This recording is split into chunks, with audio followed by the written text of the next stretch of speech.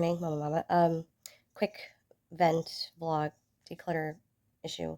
Um, Basically, I've come to discover um, some of the unique issues that happen in a multi-generational household in particular. Um, and so this can be like a parent has their children, the children stay with their parent as the parent ages because it's safer or financially more lucrative, and then they have their kids. There's so many conflicts that can occur, and to overcome those conflicts you have to be very patient with each other and understanding of each other and really have clear boundaries. The thing is I've noticed that sometimes those boundaries can feel like a game of Risk. I don't know if anybody's ever played that game. It's actually really fun when you're playing with the right people. But what ends up happening, especially if your parents bought and own the home, um, you're essentially living with them. This is their home, their property. It's their decor, their style, and any adjustments you make to it oftentimes ends up as a fight. And you might have parents that are more than willing to be like, okay, it's now your home. You take care of it. You do with it what you want. I'm going to just sit here, which I've had both parents, but both parents also both have resistance. I get along easier with my dad because he's more willing to take the back seat and allow me to take the reins and take control. But there are certain things he will not cave in on. And it takes a lot of reasoning with him. And it's like political debates. It's really funny. But if I can reason him into something, he'll let me do it. Or if he really doesn't care about a thing, he'll let me do whatever. My mother was a totally different issue. Everything had to be the way she wants it. And this was the most evident in her last year of life because, and I knew that essentially I was not going to be able to be the woman of the home, manage the home with full authority until after she passed away. It was a harsh truth that I had to face, which was I essentially had to wait for my mom to pass to be my own adult because I live in this scenario where I live with my parents for a bajillion reasons, one of which is I was supposed to inherit this home and it was supposed to be my house forever and ever. That did not happen for all sorts of reasons. Um, but let's go back to say that is the scenario. Let's say that is the scenario. I'm going to inherit the home. It would not actually be my home till after she passes. Even if they signed all the paperwork and I legally owned the home, it would not be mine until after she passes because she was such a stubborn mule. Um, because even in her last year of life, she could not cook anymore. She could not clean anymore. And uh, I rearranged the kitchen counters a few times to make it more to make it easier for me and my habits to take care of it. The other issue is I had a narcissistic asshole brother living with us too, and he was helping take care of my mom, and he definitely was talking in her ear. And I'm glad he's gone now because he would tell her, "Oh, Car did this, Car did that," and I'm just like, "You're only cooking for yourself and for mom. I have to cook for everybody in the home. I have to do this on a regular basis. I'm the one who's cleaning. I'm the one who's maintaining this stuff, not you. This stuff should be according to my specifications because I'm the one using the kitchen." And so those would end up in fights. And one of the biggest freaking issues we had was that I would leave all the dishes in the sink, and I did not do dishes until that sink was full because I knew if that sink was full, that was going to be a full load in the dishwasher.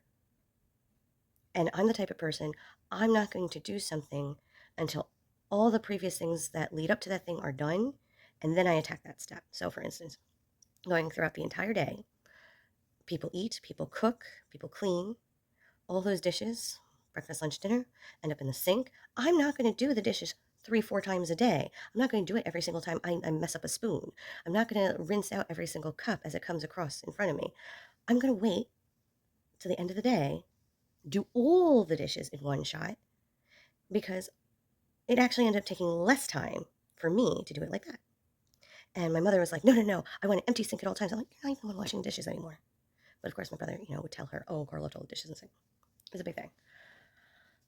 And my mother was definitely the type of person where it was her way, it was the correct way, always. And she could not grab the concept that somebody else could do something differently and it'd still be right. If it wasn't her way, it was wrong. Her way and my way both end up with the same result. All the dishes are done and clean. She could not comprehend this at all. So now that she has passed on, I actually enjoy doing the dishes first thing in the morning, which is contrary to what a lot of declutterers and organizers and cleaners say to do. They say, do all your dishes at night because then you can wake up to a clear sink and you don't feel overwhelmed in the morning. I feel the exact opposite because at the end of the day, especially since I have an afternoon evening job, I teach dance after schools. I come home. If I do have to cook, I have to deal with all that. And then I'm just too freaking tired. I'm physically, mentally exhausted because not only am I dancing, I'm dancing with children. Mentally, emotionally, physically exhausted. I'm not going to spend energy on something that can wait. And I'm not going to do dishes before dinner because then after dinner, there's more dishes to do. So instead, what I do is after the entire day is done, the next morning, when I'm fresh and perky, I'm waiting for my coffee to percolate or my breakfast to warm up. If I have breakfast, sometimes I don't eat till 1. Um, I do all the dishes in one shot. They get loaded in the dishwasher. By the time everybody else wakes up, that dishwasher is done and the dishes are ready for use. And it's a very easy, successful, early win of the day.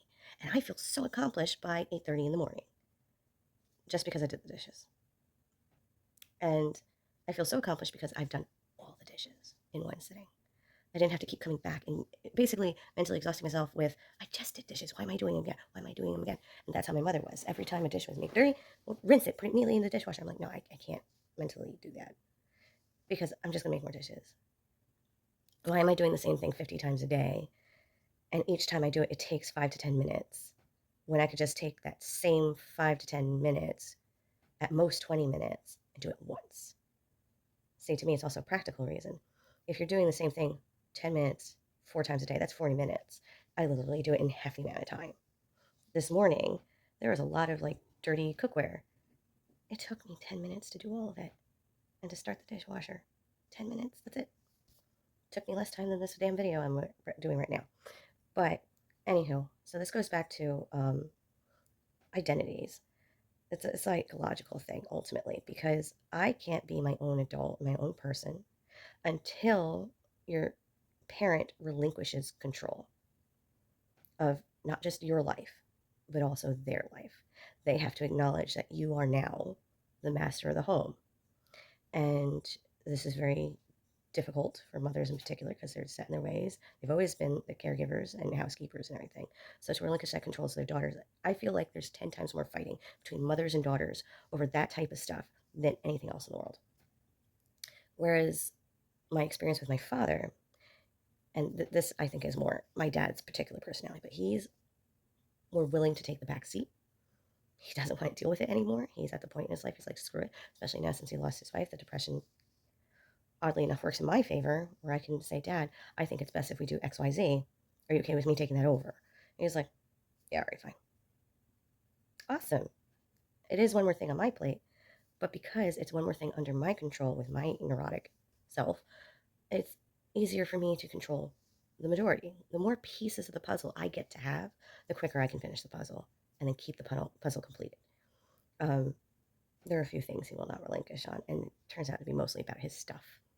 And that's another conversation for another day, is boomers and their stuff. That is a very particular topic that I'm learning so much about just from personal experience.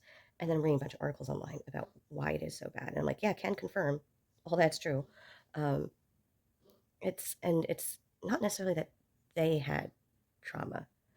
It's just that the culture between our generations are just so different. Whereas boomers, a lot of their value, personal identity value, was actually on the stuff they accumulated because their parents had no stuff to accumulate, the Depression era. Whereas by the time you get to me, millennials, we have less sentiment on stuff and more sentiment in experience. So one of the arguments I brought up to my dad is the less stuff you have to hold you down into the past frees you up to have more and more experiences with your grandchildren in the future. And it was a very, very obtuse topic. He's slowly understanding it though. The logical part of him gets it. The emotional part does not. It is very deeply emotional type of thing. But I'm rambling on. But that was my rant for this morning, which is multi-generational households. not having identities till the previous generation is gone, or relinquishes control. Hopefully that happens sooner than the other. And uh, uh, that type of arguments and things. And it definitely happens more between mothers and daughters, 100%. I do not doubt that in the slightest. Me and my mother butt heads all the time. I get aggravated with her. And I knew since like 7 years ago that I would not be able to be who I'm meant to be in its fullest and completest capacity until she passed away because of her living situation. And I mean, the situation's changing, but it still took her to pass away for me to like essentially get promoted. That's what it feels like. I love my mother to death. Don't get me wrong. I love her to death. Well, she is dead. I love her beyond that. But um, they're every parent is perfect, and you're always going to have arguments with your parents. Not everything is toxic behavior. Some of it is just that is simply who they are, and learning how to put healthy boundaries is something people got to learn really quick. My mother, uh, the easiest boundaries I was able to place on my mom was actually how to raise my child. And she could argue with me all day long about why my way was wrong. That's fine. She could have her opinion. She can voice it, whatever. But she never crossed those boundaries. She would definitely voice her opinion, but she never did anything outside the scope of what I said she could do as a grandparent. I have to applaud her for that. That's a discussion for another day. I'm not going to waste your time.